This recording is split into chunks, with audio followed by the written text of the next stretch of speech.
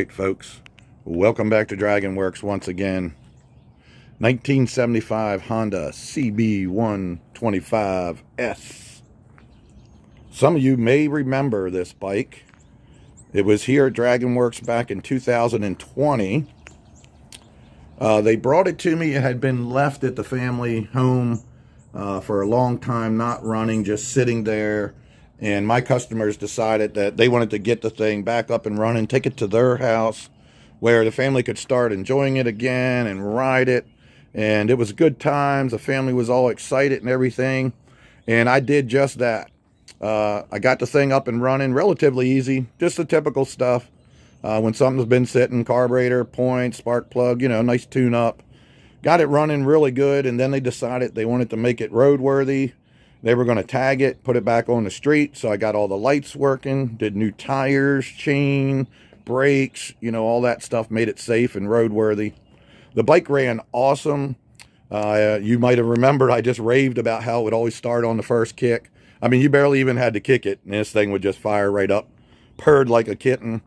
Barely had to ever choke it, unless you had let it sit for a couple days. And sometimes you'd have to choke it just to reprime, you know, the engine in the carb or whatever. But it just ran awesome. So that brings us to where we're at right now. And here comes a little bit of story time and also a little disclaimer. So basically, the reason it's here is because they haven't been able to get it started. Shortly after getting the bike back, they were having some trouble getting it started. Now, they shot a video of me explaining how to start it and everything. Because I try to educate my customers. This is a kickstart only carbureted motorcycle. So you got to be a little mechanically inclined to even own it, to understand, and you know, what is the bike telling you when you're trying to start it. But that was only under extreme conditions, because the thing would always fire as soon as you kicked it one time. So I didn't think they were going to have any trouble whatsoever with it, but they sure did. They got it home and they had trouble getting it started. And they told me, and I said, hey, bring the bike right back, and I'll make sure that everything's right. If it needs any adjustments, I'll show you how to start it again, whatever. And they said, no, we're just sure that it is us. Nothing that you did. We just have not got it figured out. So then this went on for quite a while, actually. They were trying to start it and work on it. The family members trying to start it and work on it. Their neighbors were trying to start it and work on it. Then they had some apprentice mechanic messing with it. And I swear that guy called me one time and was asking me some advice. And I swear he told me he put water in the engine or something to make it run better. This is air cooled. There's no place for water to go. I have no idea. I think he might have torn the motor apart to look at it. Not the details are a little vague. It's been a couple years, but I swear that's kind of what I heard. So there's no telling. So basically they're telling me after 2.5 years now that they've never really been able to enjoy it. They don't think that there's any problem with the work I did. They just want it right. So they want me, you know, to rebuild the motor, whatever it takes, get it right again. And they're going to go at it again and try it again. So, one of the big reasons I'm doing this video and even talking about this, nothing against the customer whatsoever. Like I say, we've had dialogue over the years. Everything's good with us, but things hardly ever come back to DragonWorks. Not because I'm perfect or anything. It's because I try really hard to do a good job, and I just do simply what the thing needs to run right.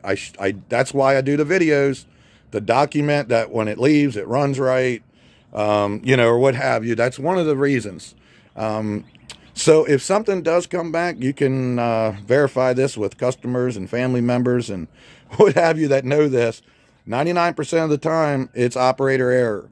It's something that the customer just, you know, is not getting right or what have you. Not perfect by any means. I could make mistakes, but like I say, normally, like a lot of times I'll get them, they'll come back, they won't have any gas. They'll be totally dry and they're trying to start it. The kill switch is one that gets everybody. This will be turned off. And they'll show me how they're trying to start it with that off. And you have to say, hey, you had, oh, forgot. Just little things like that. Or one of the number one things is they turn the choke on because they're not used to carburetors. They get it started and they forget to turn the choke off and they start riding it. It'll ride pretty good down the road like that if you're giving it throttle. But as soon as you start to slow down, the thing will stall out and you foul your plugs and you will never get it started again. So fouled plugs is like one of the #1 things that happens I see when they come back and they can't get it started. So I'm actually having a situation with another customer right now. And immediately when the guy told, now he got it home and didn't touch it for a couple months, I think. It's sat again with non-ethanol fuel in it. But anyway, same kind of situation. He's having a little trouble. I told him bring it right back. He's like, no, I'll figure it out. So, little disclaimer there that does sometimes happen. So I'm sorry if my long story bored you, but basically this thing is just here. The customer said, hey, we just want to get it right again, and then we'll figure it out how to get it started. We'll do all that, but we want to start over. So we're going to do some diagnostics. We're going to get this thing in here in the shop and see actually what's going on. The first thing I want to do is test that motor and make sure that we got compression. We'll check spark, and if we got those two, I'm going to get it running without doing engine work. Well, if we don't have compression or it's locked up, we're screwed. Stand by. Sorry with that long story, guys.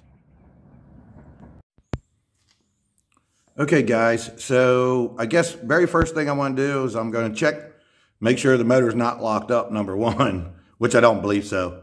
Then I'm going to want to check compression, and I'm going to want to check spark. If by some chance we have those, then it will most likely run. I just don't know what it's going to take to get it running after it's sat so long and all this stuff has transpired. But if we have compression and spark, it's going to run. All right, let me get set up here a little bit. Let's check this stuff out and see where we're at. All right, let's pull the plug out. We're going to try to kick it over. Oh, it wasn't very tight. We'll try to kick it over and make sure that it's not locked up. We'll do a compression test and spark test, like I said. Ooh.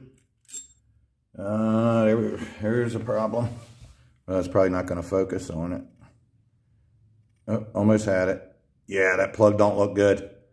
It's not real sooty, but it's definitely fouled. The electrode is as black as can be. So, yeah, it's not going to start a run like that. Let me, well, let's see if the motor's good first, like I said. Oh, it's a little tight. Okay. All right, it does turn over, guys. Hold on, let me get a new plug. Okay, the cool thing about a lot of these old bikes is they all take the same plugs. It's usually, well, you can't hardly get them anymore because they're not legal. They're considered racing plugs now.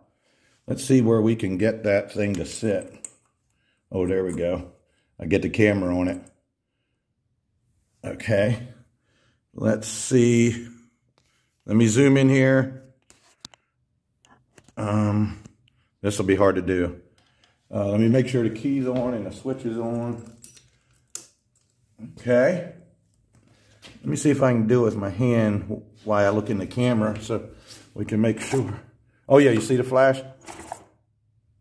Let me turn out this light right here. I think you saw it. It's got spark. It looked like it's got real good spark, amazingly. Well, it shouldn't be amazing because I did all points and everything. As long as nobody messed with it. Yeah, it keeps doing something weird with the focus. I think you saw it.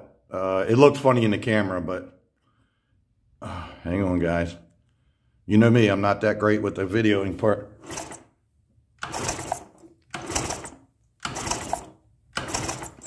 I hope you can see that. It's kind of hard to do. I see the camera's even shaking around from it. Okay, we got spark. Trust me.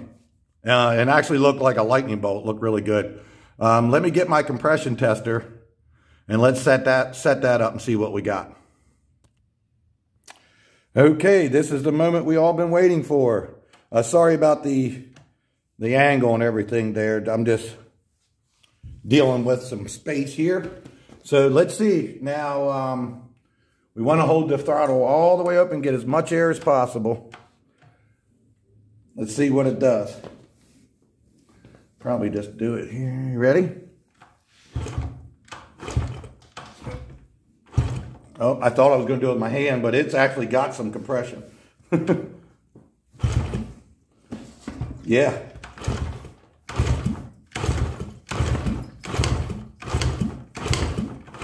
I think we maxed out there.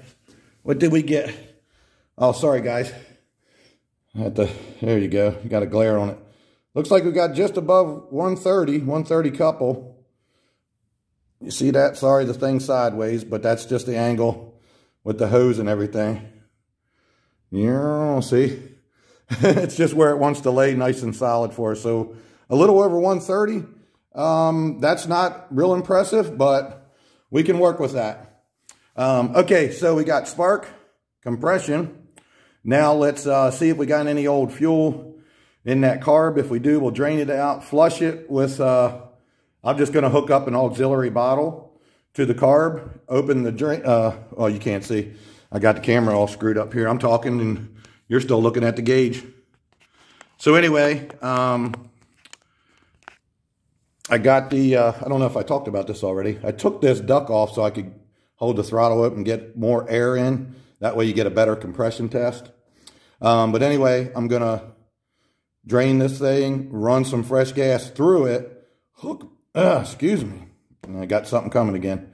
Hook my auxiliary fuel to this carburetor and try to get this thing running.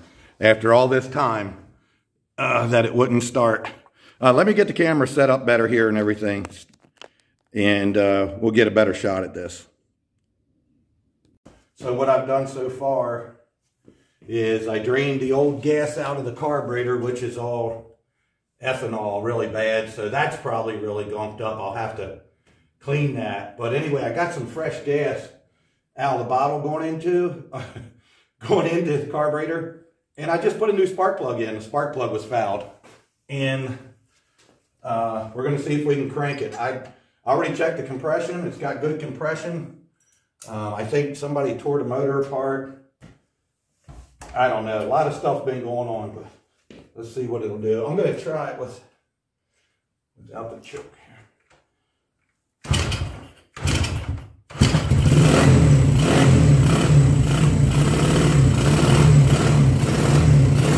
Running really quick.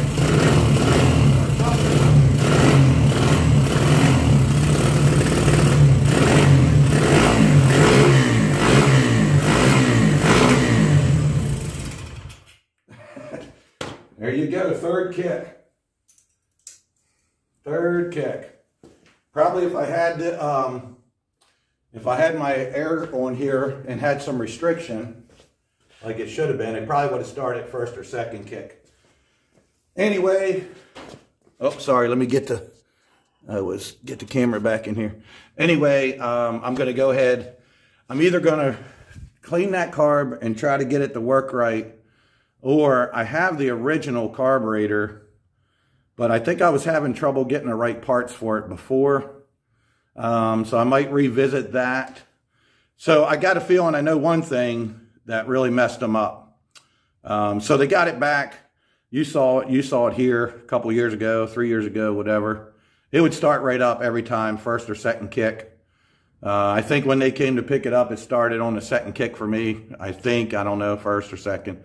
But each of them tried it, and they couldn't get it running.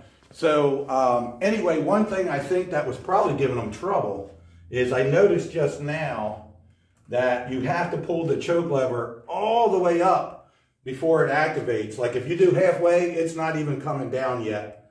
So on a cold engine, it would hardly ever start that way. So they might have been having a little trouble there. But anyway, I just wanted to get that documented, that the thing does start and fire up. If it had a clean car, I think somebody's been in there messing around. I think the story goes, some guy put water in the engine or something, maybe rebuilt it, maybe rebuilt the carb. It looks like the either the adjustment, the idle mixture adjustment's way off, or somebody messed with the float or something. So I definitely got to get the carburetor situated, and then it probably starts on the first kick again. We'll see. Let's see what we get. All right, folks. Well, it's the next day here, next morning.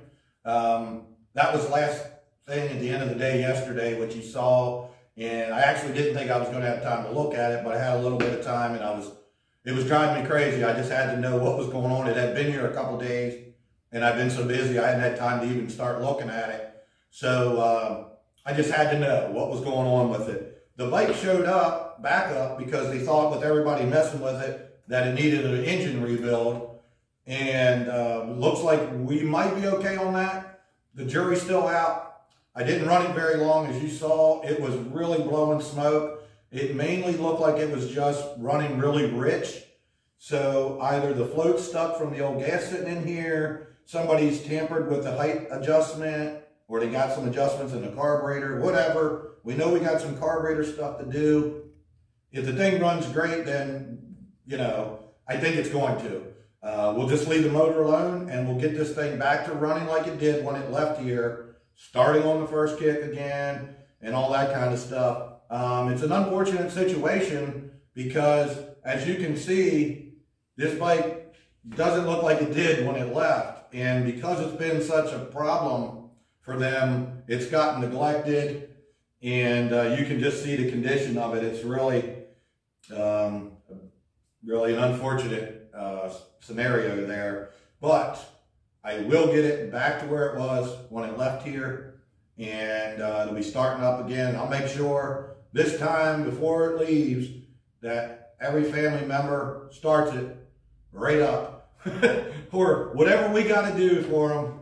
But there's some other things that we did a lot to it the last time, but there were some things we skipped over, like they have the petcock is puttied into the tank over here, and that may have caused them some trouble. I don't know. That's why I'm saying we're going to dig into that a little better, make sure that's flowing really good. I haven't tested that. You saw I started off my bottle with fresh gas directly into the carb, so I didn't have to worry about cleaning this real quick. I just wanted to know if the thing would start and run. I was a little shocked that it went as well as it did. I was really worried from all the stories I heard, and also I noticed, watched some of the video that I recorded yesterday. I kept repeating myself about everything, and sometimes when I stopped the video and set things back up, I done forgot what I told you. So sorry about that. This is going to be a long talking video, but there's a lot to explain, to understand, and this is something that's come up. People ask me sometimes, do you ever have anything that comes back? Anything wrong or whatever? And I rarely ever do. And when I do, and it's not because I think I'm perfect or anything like that, it's just after you do it all the time, you just, you know, if you do the steps the way you're supposed to, there shouldn't be any problems. Every once in a while, a part could fail or something like that. But normally when something does come back here, and it is rare, it's usually something that's been missed in the sequence. And it always, not always, it tends to be kickstart only, carbureted bikes. If you're not a little mechanically inclined, it can be tough. If you ever accidentally flood it, the motor, while you're trying to start it, if you don't know what to do at that point and you keep starting it, you're not going to get it running, most likely. It'll take weeks to dry out on its own. And if you every time you kick it, it sucks more gas in. And most of the time when I get it back, the plugs are fouled. That's the number one thing. Then, like I was saying in the introductory, then the switch. And so anyway, we're going to get it back to the way it was running when it left, and maybe get her cleaned up and some stuff replaced on it. We don't know. But I will be doing some more video. I just wanted to get, I guess for my own peace of mind, I needed to know what was going on here, and for the customer, they were, thinking they were going to have to dump a lot of money in it. I'm not saying we don't have to, but it's looking pretty good right now. It looks like it was just some simple thing that, might have been out of sequence. So, all right, guys, thanks for watching. More coming. Peace out.